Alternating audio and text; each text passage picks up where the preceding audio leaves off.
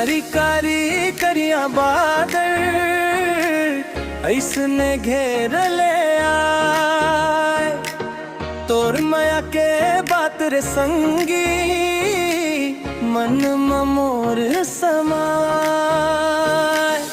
घाम में झूल सत रहे मोर दिन के छाव बन के आए, तोर हंसी के बूंदा झन झन मन के धरती भिगाए।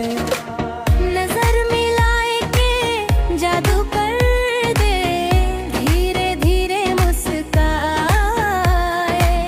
तोर संग जिए बरमोला हर जन्म फिर चाहिए। कारी कारी करिया बादल घटा है लेके आए, तोर माया के भी जत बूंदा मोर दिला भी जाए। कारी कारी करिया बादल गंग मचाए, तोर संग जिए के सपना अब सच हो जाते।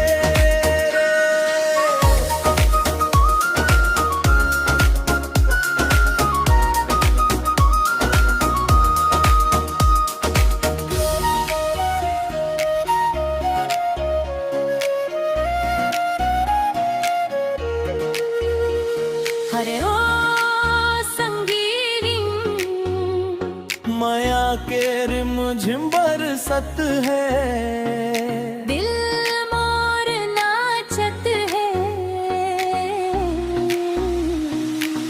रात अंधियारी हो जाए ते चांदनी बन जाथस।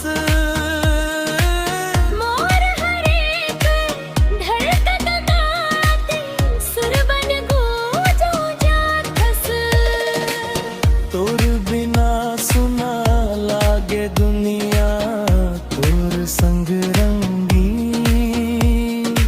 मोर जिंदगी के हर पनमा बस ते लिखे हंसवे। कारी कारी करिया बादल घटा है लेके आए, तोर माया के भी जत बूंदा मोर दिला भी जाए। आजा संगी हाथ धर ले अब दूरी झन बढ़ा, माया के ये कहानी ला अधूरा झन छोड़ जा।